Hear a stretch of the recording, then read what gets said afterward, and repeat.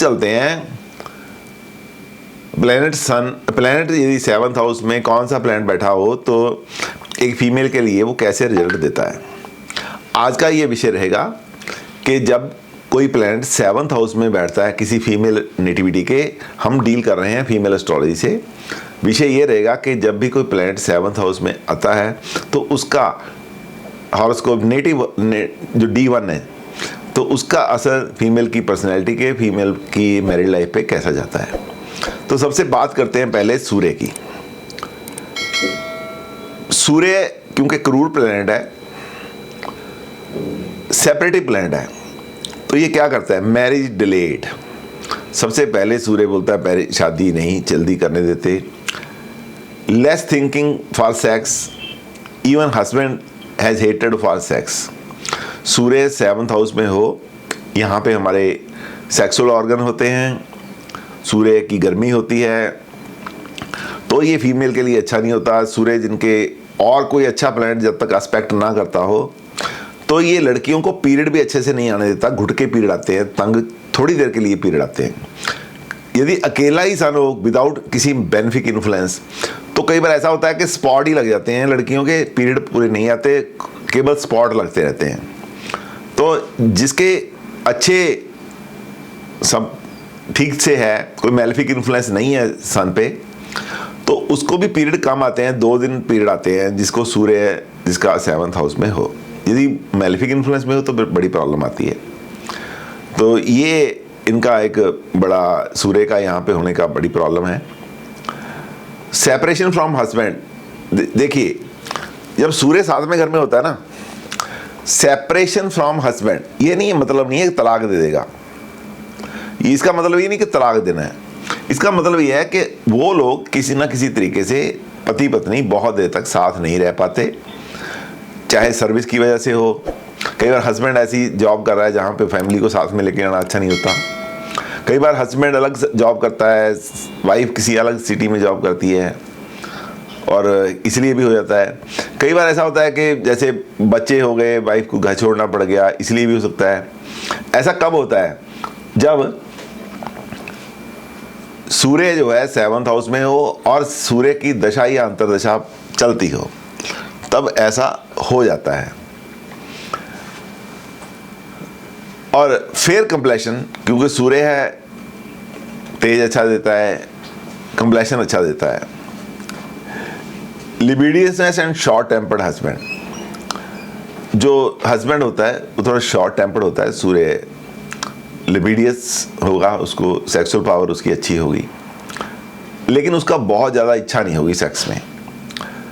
If in own sign आमशा नवांशा में भी अपने साइन में हो या D1 में अपने साइन में हो, तो वो जेंटल इन सेक्सुअल एक्टिविटीज़, वो वैसा इंसान, वैसा हस्बैंड सेक्सुअल एक्टिविटीज़ में जेंटल होता है। Stress and tension in married life due to the hard nature of the husband, थोड़ी ईगो होती है, सूर्य के पास घमंड होता है, उसकी वजह से थोड़ा क्रूअल नेचर का होता है। थोड़ा सा कई बार जब तक कोई सॉफ्ट प्लैनेट उस पर नहीं देख रहा तो उसकी वजह से कई बार ना थोड़ा जो मैरिड लाइफ है थोड़ी सी टेंशन्स और स्ट्रेस वाली आ जाती है। लेकिन इसका मतलब ये नहीं है कि ये तलाक देता है, तलाक बिल्कुल ये सपोर्ट नहीं करता। यहाँ पे इफ नीचा, यदि सूर्य यहाँ पे नीच का होगा तो अब नीच का कब होगा, जब सूर्य 7वें घर में वीनस के साइन में हो जाएगा तो ये नीच का हो जाएगा। तो देन लिबिडो में भी एब्सेंट, तो हो सकता है उसकी सेक्सुअल एनर्जी कमी हो या ना ही हो। स्टर्लिटी में भी रिजल्टेड, स्टर्लिटी क्या सा, स्टर्लिटी हो सकता है कि उस समय वो बच्चा पैदा करने की क्षमता उसमें कम हो। और if expected by inimical planets, separation, separation है ये शब्द, सेरेशन नहीं सेपरेशन। यदि एनिमिकल प्लैनेट्स की इसके ऊपर निगाह होगी, बुरे प्लैनेट्स को देखते होंगे या इसके साथ बैठे होंगे, तो ये सेपरेशन भी दे सकता है। अब यहाँ पे सेपरेशन आ गई तब जब बुरे प्लैनेट देखते होंगे। अकेला सूर्य कुछ नहीं करता, इसके लिए 2 बातें हैं, एक तो ये नीच का होना चाहिए और बुरे प्लैनेट के साथ होना चाहिए। आगे मंगल है। मंगल मंगल एनर्जी का कारक है, जिसके 7th हाउस में लड़की के मंगल 7th हाउस में हो तो फुल ऑफ लिबिडो, हस्बैंड थोड़ा गुस्से वाला, extra marital affair if not having understanding and loving husband who is gentle but cruel in speech। यदि उसका हस्बैंड अच्छा क्रूअल नेचर का होगा और जेंटल नहीं होगा तो वो लड़की ईगो के मारे, मंगल के पास ईगो होती है, ईगो हर्ट होने की वजह से एक्स्ट्रा मैरिटल अफेयर में जा सकती है। इफ एस्पेक्ट्स एनीमिकल, विडोहुड और एक्स्ट्रावेयर, यदि इनको बुरे प्लैनेट देखते होंगे तो विडोहुड योग बनता है। ऐसे विडोहुड योग बनता है, तो मंगल योग बनता है। लेकिन यदि ये मैलेफिक प्लैनेट के साथ बैठा है और दूसरी तरफ से 8वां घर भी अच्छा नहीं है, जो हमारी फ्रक्टिफिकेशन ऑफ मैरिज का घर है, तो उस डबल मैरिज दिख रही है, सेकंड मैरिज दिख रही है, तो उस समय हम बोल सकते हैं कि this can be A widowhood योग आल्सो, अदरवाइज नहीं। ऐसा 7वें घर में मंगल होने से कभी घबराना नहीं है। मेरे भी मंगल 7वें घर में, मेरी मिसी के भी 7वें घर में है, ऐसे घबराने की ज़रूरत नहीं है। लेकिन हाँ, ऐसा ज़रूर है कि आपको जब ये बहुत मैलेफिक इन्फ्लुएंस में आ जाएगा तब ऐसा हो सकता है। आगे आ गया बुध प्लैनेट। हाँ जी सर। हाँ जी सर। अगर 7th हाउस में मार्स है और उसके साथ साथ राहु है और लग्न में शनि और केतु है, ठीक है जी। इन दैट केस मैं आपको बोलता हूँ, थोड़ा ऐसा होता है कि जब राहु होता है ना, राहु और मंगल, राहु एक ऑरा है, राहु का अपना घेर रहता है मंगल की ईगो को। उससे क्या होता है कि गुस्सा बढ़ जाता है, पार्टनर में गुस्सा बढ़ जाता है। लेकिन शनि बैठा ना सामने, यदि शनि बैठा है तो शनि उसको कुछ हद तक दबा के रखता है, डिवोर्स तो नहीं होने देता, लेकिन जल्दी एक दूसरे से खटपट सी जल्दी हो जाती है, बैठे बैठे लड़ पड़ते हैं, ऐसी होती है। ठीक है जी। Yes sir. ओके, तो अब बुध है, बुध प्लैनेट है, शादी के लिए बहुत अच्छा तो नहीं होता, लेकिन एक बात अच्छी होती है, जो हस्बैंड है वो लर्नड होता है। दूसरी बात गंदी ये होती है कि उसके पास सेक्स पावर की कमी रहती है। फिजिकली वो अपने पार्टनर को, आपका जो हस्बैंड है वो फीमेल को सेटिस्फाई अच्छे से नहीं कर पाता। उमंग जो होती है, एक उत्साह होता है मैरिड लाइफ में, वो उसकी कमी रहती है। और लेकिन वो बहुत अच्छा होता है, लकी मैरिज होती है। ऐसे में उसकी इस कमी को उसके बिहेवियर से वो पूरी कर देता है, सेपरेशन नहीं होने देता। लेकिन उस कमी को जज्बाती तौर से तो दूर कर दिया, लेकिन उसकी इस कमी के कारण लड़कियों को माइग्रेन हो जाता है, सिर का दर्द शुरू हो जाता है, माइग्रेन हो जाता है, क्योंकि वो सेक्सुअली सेटिस्फाई नहीं हो पाती प्रॉपर, तो उसको माइग्रेन की बीमारी रहने लग जाती है। तो बृहस्पति, जब बृहस्पति 7th हाउस में आता है तो love and regard for the husband who is noble but fails to understand wife. जिसके भी बृहस्पति 7th हाउस में होता है लड़की को, उसको ये हमेशा मलाल रहता है कि उसका पति उसको अच्छे से समझ नहीं पाया। सारी ज़िंदगी भर रात बुढ़ापे में भी वो ये कंप्लेंट जरूर करती है लड़की कि यार मेरे हस्बैंड ने ना मुझे समझने की कोशिश ही नहीं की, या मुझे समझ नहीं सके हस्बैंड। उसको ये शिकायत रहती है, हालांकि वो समझता तो है, लेकिन ये लड़की को शिकायत रहती है जिसके बृहस्पति 7th हाउस में होता है, उसको हमेशा ये शिकायत रहता है यार मेरा हस्बैंड मुझे अच्छी से समझ नहीं पाया। और लाइफ जनरली स्मूथ, बड़ी अच्छी जाती है, long lived and rich husband होता है। बेस्ट पोजीशन इन टॉरस, यदि टॉरस, कैंसर और लिब्रा में हो तो उसकी ये बेस्ट पोजीशन मानी जाती है। 7th हाउस में टॉरस साइन आ जाए, कैंसर साइन आ जाए या लिब्रा साइन आ जाए। Constant stiff if 7th is in Saturn sign. लगातार आप टेंशन देख सकते हैं यदि 7th हाउस में जब बुध बृहस्पति बैठा है और वहाँ पे शनि की 10 नंबर मकर राशि या 11 नंबर कुंभ राशि जब 7th हाउस में होती है तो ये प्रॉब्लम बढ़ जाती है। If aspected by Mars couple enjoy sex life to maximum. यदि बृहस्पति के साथ मंगल का एस्पेक्ट हो, मंगल कंजक्शन हो, तो हस्बैंड वाइफ सेक्सुअल लाइफ को बहुत अच्छे से एंजॉय करते हैं। वीनस, वीनस शादी का कारका प्लैनेट है, हैंडसम, फॉर्चुनेट एंड प्रोफिगेट हस्बैंड, जो आपको बहुत अच्छे से रखता है, बड़ा ध्यान रखता है आपको, आपके पैम्पर भी करता है आपको, ऐसा हस्बैंड आपको मिलता है। सुंदर होता है देखने में, फॉर्चुनेट भी होता है। मैरिज ऑन द स्पर और ड्यू टू इन्फेचुएशन, जो शादी होती है ये इसमें इन्फेचुएशन बहुत होती है, जहाँ पे sex main objective of life रहता है। हस्बैंड वाइफ दोनों ही कंजैगल ब्लिस के शौकीन रहते हैं, सेक्स करने के शौकीन रहते हैं, जहाँ पे वो चिल्ड्रंस को निगलेक्ट करते हैं, लेकिन पेल्विक एरिया, जेनेटिकल ऑर्गन्स के आसपास की जो हड्डी होती है, जो आपका चूल्हा होता है, उसमें पेन रहती है, यूरिनरी डिजीज रहती है। Husband is of artistic and poetic nature, husband की नेचर होती है आर्टिस्टिक होती है और पोएटिक होती है। यदि मंगल ऐसे शुक्र को देखता है तो ऐसी लेडीज को यूरिन डिजीज रहती है, वो इमोरल हो जाती हैं मैरिज में, they can go to the other person also. यदि ऐसे शुक्र को बृहस्पति देखता है तो बहुत बढ़िया जिंदगी रहती है, यदि बुध देखता है तो दोनों बहुत सोबर रहते हैं। सैटर्न, जब शनि किसी लड़की के 7th हाउस में होता है तो उसकी शादी थोड़ी लेट होती है लेकिन स्टेबल होती है।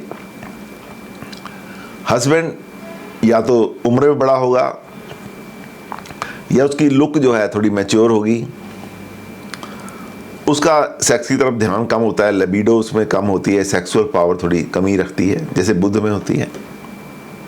Native has set ideas and is understandable, pessimistic, यदि ऐसा इंसान जो है थोड़ा समझ तो रखता है लेकिन थोड़ा पेसिमिस्टिक होता है, थोड़ा सा यदि मंगल ऐसे में देखता हो, bad results in sexual life and many may marry low rank, यदि मंगल ऐसे सैटर्न को देखता हो या साथ में आगे बैठ जाए तो वो मैरिड लाइफ अच्छी नहीं होती, सेक्स लाइफ उसकी अच्छी नहीं रहती। लेकिन वो ऐसा भी हो सकता है कि लो रैंक के बंदे के, अपने से कम औकात वाले व्यक्ति के साथ शादी कर सकती है। हाँ, एक बात और बताना चाहता हूँ, तो नीचे आ जाएगी, नीचे आ रही है राहु। कश्मीर में सर। हाँ जी, हाँ जी सर। सर जो जितने इफेक्ट आ रहे हैं जो प्लैनेट के 7th हाउस में, अगर कोई भी प्लैनेट 7th हाउस को एस्पेक्ट कर, मैंने बोला है कि यहाँ पे पहले प्लैनेट बैठा हो और उसको कोई दूसरा प्लैनेट देख रहा है तब आएगा, आगे 2 प्लैनेट इकट्ठे होंगे तब उसका भी बता रहा हूँ आपको। नीचे आ रहा है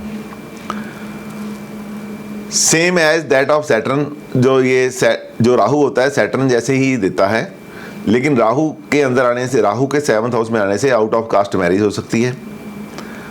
और एक बात और हो सकती है कि स्कैंडल हो सकता है, स्कैंडलस मैरिज हो सकती है, पकड़े जा सकते हैं, कहीं ना कहीं बेइज्जती हो सकती है।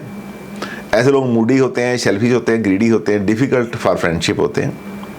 जब केतु आ जाए तो अनकन्वेंशनल मैरिज होने के चांस रहते हैं। इनहैबिटेड सेक्स लाइफ होती है, जो ठीक तरीका सेक्स का उसको ना करके और गलत तरीके से सेक्स करना उनकी आदत होती है। पीविश होते हैं, स्नीकी होते हैं, फ्रैंक होते हैं। अब आपकी बात आ गई चंद्रमा शुक्र इकट्ठे हो जाने।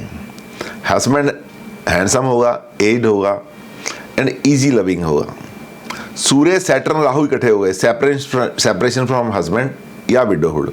अब साथ में घर में सूर्य, शनि और राहु इकट्ठे हैं तो ये सेपरेशन देते हैं, ये बताते हैं कि जो शादी है वो टूट जाएगी, या शादी ना टूटी तो विडोहुड ये सीधा बताते हैं। फिर भी अब मैं बोलता हूँ कि ऐसे में बहुत चीज़ें और भी देखनी चाहिए। ऐसा नहीं है कि विडोहुड तो कभी ना कभी होनी है। यदि वो विडोहुड वाली उम्र जो है वो किसी के 70 साल में आ रही है, 60 साल की उम्र में आ रही है, तो हम उसको विडोड नहीं बोलेंगे। विडोड तो हम उसको बोलते हैं कि यदि शादी हुई 2-4 साल 5 साल के बाद कोई विधवा हो गई, हम उसको बोलते हैं कि ये ग्रहों की वजह से हो गई। किसी ना किसी दिन ने एक पार्टनर ने जाना है, चाहे कोई हस्बैंड चला गया या वाइफ चली गई।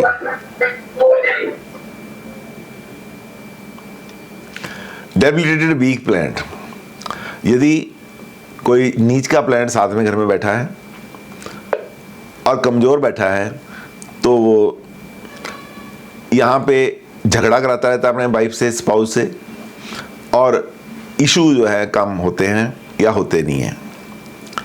Malefic and benefic in 7th, यदि साथ में घर में एक बेनिफिक बैठा है, एक 7th बेनिफिक बैठा है, तो 2 शादियाँ बंदे की होते हैं। यदि 2 शादियाँ नहीं होती तो दूसरे के साथ संबंध हो जाते हैं।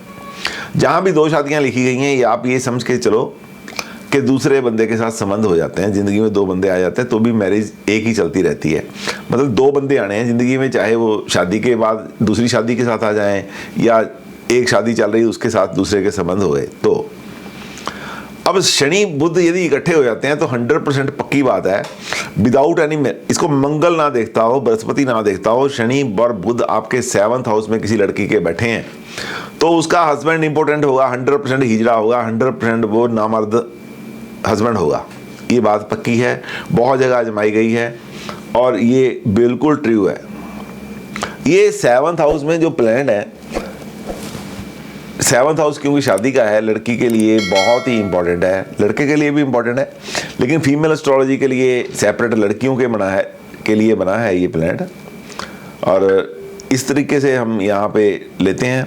चंद्रमा के साथ कोई भी प्लैनेट, बुरा प्लैनेट यदि आ गया 7th हाउस में, वो पीरियड्स में प्रॉब्लम देता है, हार्मोनल डिसऑर्डर देता है। मंगल आया है तो 100% है, चंद्रमा मंगल कंजक्ट हो जाए, चंद्रमा को मंगल देखता हो, तो पीरियड में प्रॉब्लम आएगी। सूर्य अकेला बैठा है तो पीरियड में प्रॉब्लम आती है, घुटके पीरियड आते हैं, खुल के नहीं आते हैं। कई बार ऐसा यदि मेलेफिक इन्फ्लुएंस सूर्य पे हो तो स्पॉट लग जाते हैं। तो ये बातें हैं जो फीमेल के बारे में आपको जानना ज़रूरी है, फीमेल को भी जानना ज़रूरी है। तो ये आपको सर, हाँ जी सर एक क्वेश्चन है कि अगर 7th हाउस में कोई प्लैनेट ना हो या एस्पेक्ट ना हो किसी प्लैनेट का, तो उन फीमेल के लिए किस तरीके से रीड किया जाए? बेटे ऐसा है, बहुत अच्छा क्वेश्चन आपने किया है, आई अप्रिशिएट योर क्वेश्चन। जब 7th हाउस में कोई प्लैनेट नहीं है तो बढ़िया बात है, सबसे बढ़िया बात तो यही रहेगी 7th हाउस में प्लैनेट ना हो। और दूसरी बात यह है कि उस समय हमें देखना पड़ेगा 7th लॉर्ड जो है उसकी स्थिति क्या है और 7th हाउस को देखता कौन है। यदि 7th लॉर्ड उठ के किसी बुरे प्लैनेट के साथ बैठ जाता है, गलत घर में बैठ जाता है, 8th हाउस में बैठ गया, 6th हाउस में बैठ गया, 12वें में बैठ गया, या बुरे प्लैनेट के साथ बैठ गया, बात वही आ गई।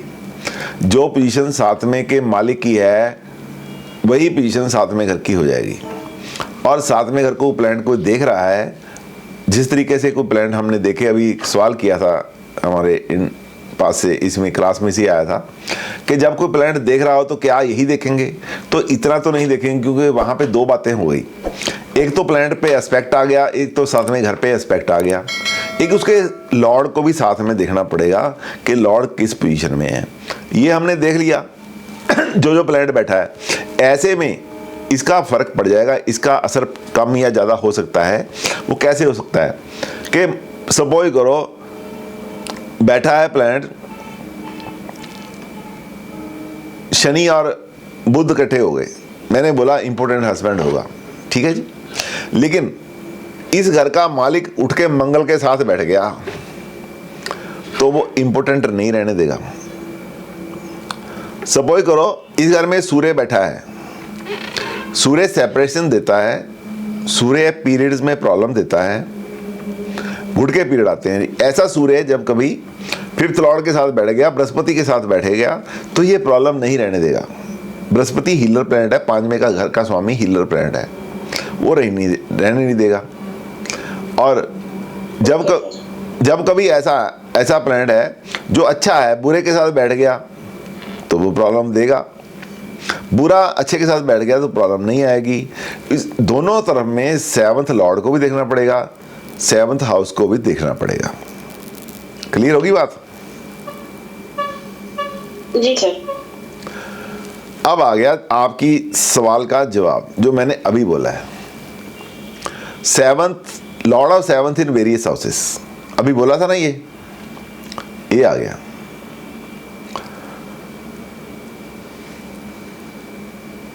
सेवंथ लॉर्ड ऊंचा, देखो ये राइट साइड पे दिया हुआ है।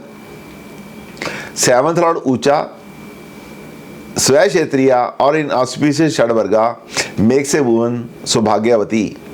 सातवें घर का स्वामी उच्च राशि में, सातवें घर का स्वामी बढ़िया प्लैनेट्स के साथ बढ़िया घरों में और षडवर्गों में, जैसे D9 देखते हैं शादी के लिए, बढ़िया अच्छी पोजीशन में बैठा है, वो लड़की सौभाग्यवती कहलाई जाती है। ये समझ गए आप? दिखाई पड़ रहा है मेरी बात? कहाँ से मैंने देखा है? ये साइड पे है, राइट पे देखो, ये दिखाई दे रहा है? हेलो, हाँ जी जी सर। ओके, अब देखते हैं हम इसको क्या असर होगा। सर ये तो एक दूसरा आ गया अभी, ये प्लैनेट नहीं, वहीं जा रहा हूँ सर, वहीं जा रहा हूँ। तो आपको ये दिखाई पड़ रहा है ना जी, ये राइट साइड पे दिखाई पड़ रहा है, स्क्रीन की राइट साइड पे। सर एक ही स्लाइड दिखाई दे रही है। सेवंथ लॉर्ड ऊंचा स्वय क्षेत्रीय एंड ऑस्पिशियस षडवर्गा मेक्स ए वुमन सौभाग्यवती, दिखाई दे रहा है? Yes sir. बस आपके पास सारी PDF आ जाएगी सोमवार को 100%। नहीं आएगी तो आपको याद करवाना है।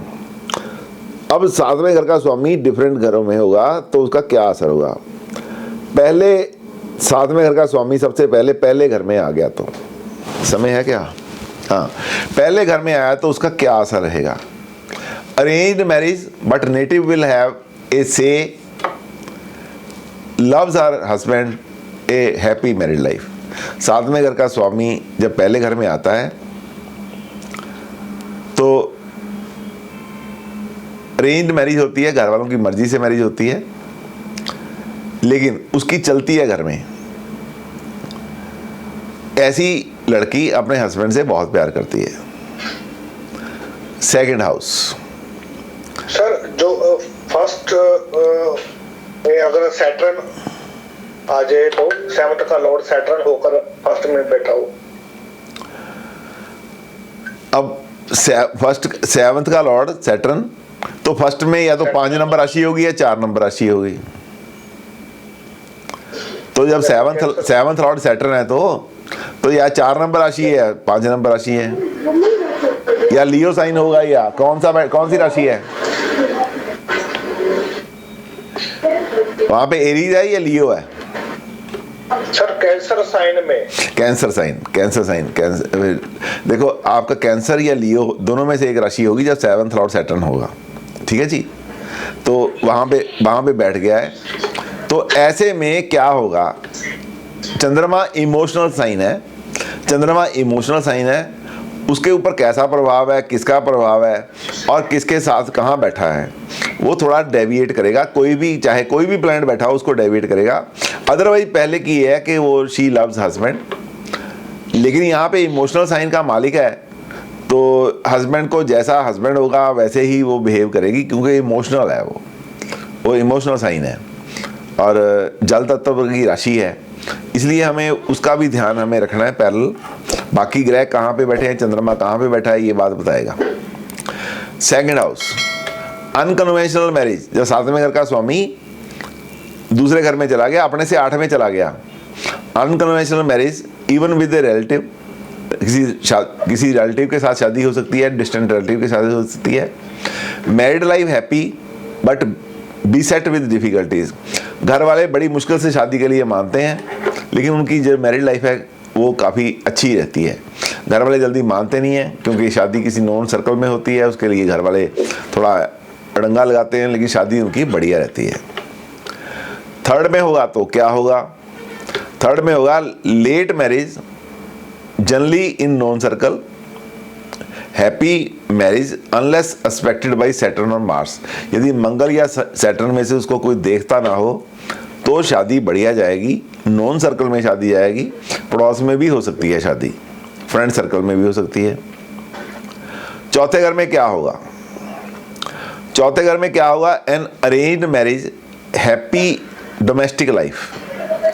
चौथे घर में डोमेस्टिक लाइफ अच्छी होगी। चौथा घर घर का आंगन होता है, वहाँ पे मैरिज यदि आता है तो जो हमारी जो माँ होती है या सास होती है उससे अच्छी बनती है, बढ़िया घर में सौहार्दपूर्ण माहौल रहता है, उसके आने से घर में खुशियाँ आती हैं। फिफ्थ हाउस, लव मैरिज हो सकती है, सेल्फ चूज पर्सन हो सकता है, प्रोफेशनल सर्कल से हो सकता है, हाँ लेस्बियन टेंडेंसी भी हो सकती है। पांचवें घर में यदि किसी का सेवंथ लॉर्ड आता है तो वो लड़की लेस्बियन हो सकती है पांचवें घर में आने से, जो लड़कियां आपस में एंजॉय करती हैं। सिक्स्थ हाउस में जब आता है मैरिज पॉसिबल आउटसाइड कम्युनिटी, क्योंकि छठा घर है ना, सातवें का घर। Loves husband but unhappy married life, spouse sickly. सातवें का 12वां है, यहाँ पे शादी का सुख प्रॉपर नहीं मिलता है, झगड़े होते रहते हैं, तकलीफें होती रहती हैं। छठा घर झगड़ों का है, शादी झगड़े में चले जाती है, झगड़ा क्लेश, छठा घर क्लेश का है, शादी क्लेश में चले जाती है। तो सेवंथ हाउस, यदि सेवंथ हाउस में ही हो, लव मैरिज भी हो सकती है। सिक्स्थ में डिवोर्स भी हो सकता है। फिफ्थ में झगड़ा हो सकता है, उसकी वजह से यदि बाकी डिवोर्स वाले प्लान बैठे हो तो डिवोर्स पक्का। अब जैसे आपने बोला शनि वहां पे बैठ गया लगन में, सेवंथ हाउस का मालिक हो गया, बैठ गया।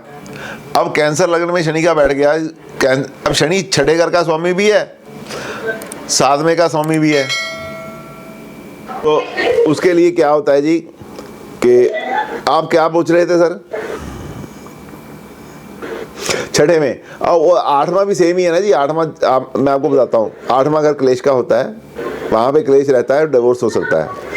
तो अब seventh marriage, love marriage, happy married life, devotee. Eighth में late marriage on the spur, ये थोड़ा और due to infatuation, happy married life. जो सातवें का आठवें में चला गया तो ये शादी के लिए बड़ा खतरा रहता है, क्योंकि वो खतरा ऑब्स्टेकल्स का है, इंसल्ट का है। ऐसा घर मैरिड लाइफ को खराब करता है।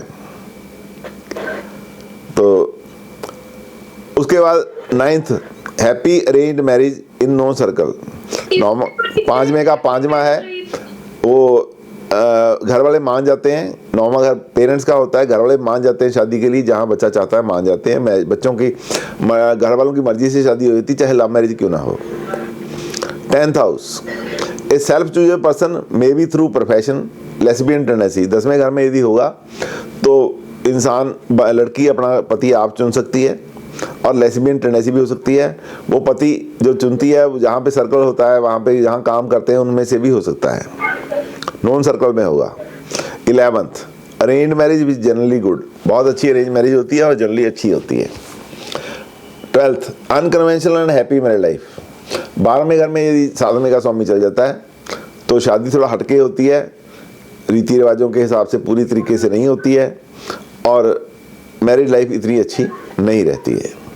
ये 7th हाउस का सीन है किसी भी लड़की का। और ये जो मैंने बताया है ये चेंज होने के काबिल है। कैसे चेंज होने के काबिल है ये बात समझो।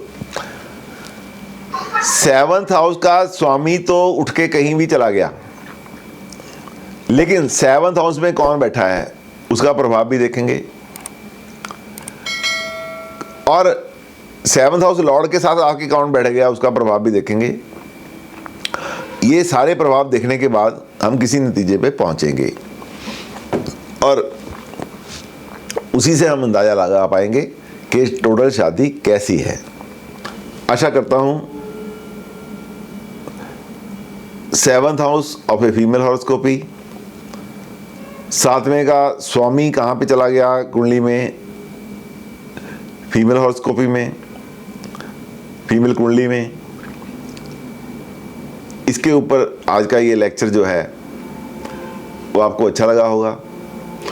यदि ऐसी ही और वीडियोस आप देखना चाहते हैं और चाहते हैं कि आपके पास वीडियो सबसे पहले पहुंचे, तो मेरी गुजारिश है आप सब्सक्राइब कीजिए, अच्छा लगा तो शेयर कीजिए, लाइक कीजिए। Thank you very much.